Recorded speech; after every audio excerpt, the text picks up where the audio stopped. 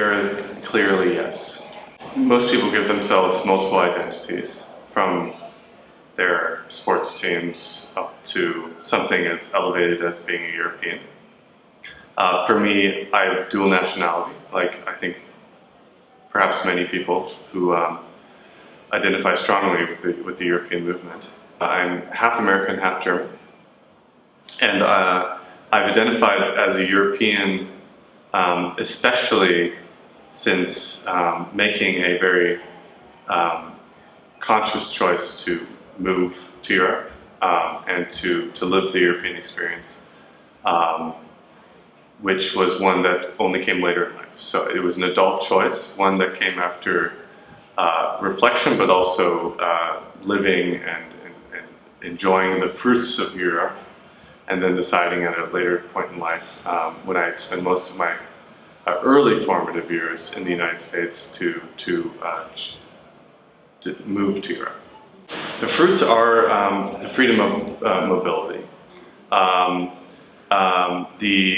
Of course, the liberal democracies, one can say, in the countries that I've lived in Europe, and the opportunities that of course, travels, but also exchanges with many people from different countries in Europe have provided me. Context again, I grew up in the United States, a country that of course I feel then close to, but in a household with German parents, and with the German perspective, in the sense that I grew up speaking German at home, but also going to Germany in the summers. And the first formative experience for me was less of a European one than a German one, but indirectly a European one, which is spending all of my summers with my German grandmother, who lived to be 99, was born in 1914, at the beginning of the First World War, but experienced then all of the heartbreak, death, and deprivation that perhaps not everyone experienced in World War II, and there were certainly worse cases, but the clear message from her life and from that she presented to me from those experiences was never again. And so indirectly, despite her very much having lived a German experience, never living outside of Germany, it was clearly, she was very firmly attached to the mission of the European project.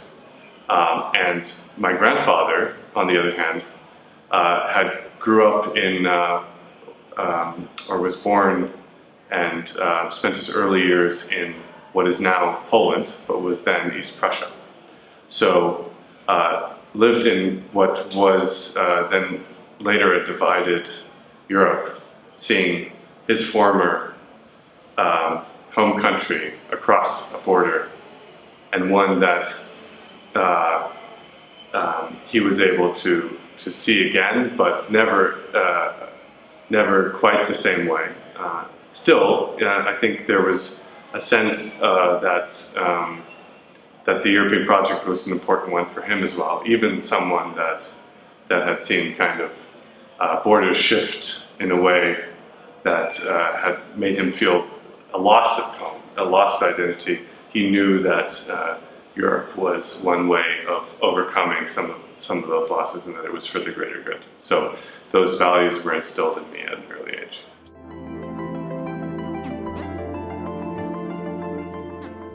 If moment is defined in a broader sense, it was, many people speak of the Erasmus moment. For me, I like to think of it as the Erasmus moment, because I was the American exchange student in Bonn. So I was actually not even visiting another European country, but as an American with German roots coming to Germany to connect to my roots. But most of what that year ended up being was actually experiencing what Erasmus as a program had provided to Europe, which is connecting with all of the exchange students from all across Europe. So while I had come to Germany in part to connect to my own roots, I realized in the end that what I really did was connect to the new European roots and what Europe had become, and not perhaps what I thought Germany was. Germany had moved on, or at least it wasn't. It was a more modern country in a modern Europe, and I experienced that and became part of kind of that collective experience. So my formative moment was, on the one hand, really experiencing Europe in that way, even if it was in a sense in the home country, and then also making the conscious choice 1 year later to move back to Europe, and potentially for good. And I can say now, 12 years later, that it has become a permanent choice, and one that I in no way regret.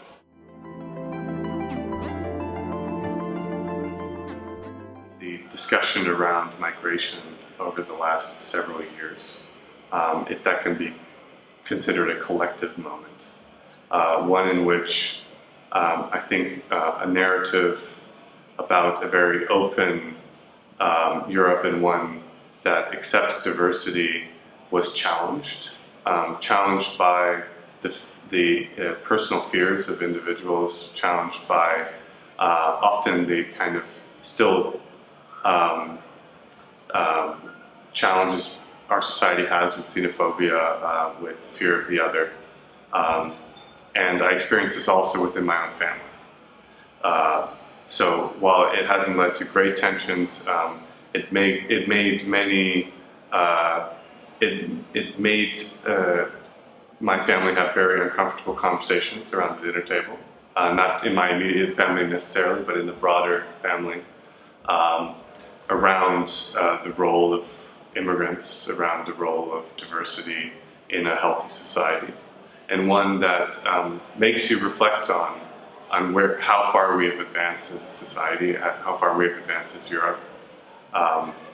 But in this kind of collective moment where one also sees kind of the humanitarian crisis, one sees the human challenge of people drowning in the sea, and the inability of us to rise to that challenge, you also notice that we're having maybe also a more honest conversation about where we stand. So my hopeful take on this is that we're addressing fears that certain people have in society, that hopefully through this conversation we'll be able to overcome. My less hopeful version of the story is that they've also laid the seeds of a less clear path forward for Europe in the coming years, but that is left to be written.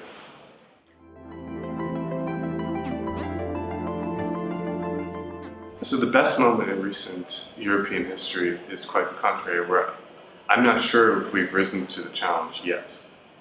But the civil society mobilization around the topic of climate has fundamentally changed the conversation around what is deemed necessary and what is deemed feasible in the last 12 months. And I can't reduce it only to Greta Thunberg and Fridays for Future, but the collective conversation we've had in the last 12 months has given me renewed hope that we are able to rise to large global challenges and provide potentially also effective and kind of the necessary solutions to those challenges. But it's still yet to be seen whether we can also follow up on that. But there are initial signs that Fridays for Future, that the mobilization of civil society around climate has really delivered a new conversation around climate in Europe.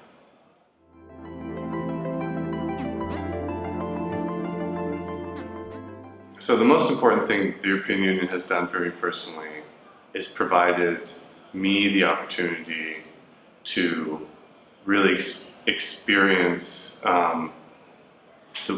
the wealth of culture and experience in Europe. So, that might seem abstract, but it is things from studying and working in other parts of Europe, I currently am a resident of Belgium, for example. My former girlfriend was Czech. I've had a French girlfriend as well. I've experienced Europe in traveling across Europe, and the European Union has made it possible in the sense that not only providing me these opportunities to do so and kind of spending my euros without having to exchange, of course, that's trivial. But it has done so in the broader sense of really providing a healthy continent that provides these opportunities and these cultural experiences and makes them available to the youth at an early age.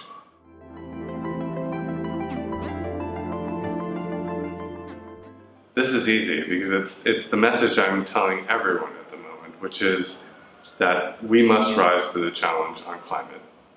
And currently, the European Union is being asked, and the new Commission-elect president of the Ursula von der Leyen has proposed that the European Union adopt not only the goal of becoming carbon neutral by 2050, but also increasing its ambition on 2030 to show leadership in global climate negotiations. And we must rise to this challenge.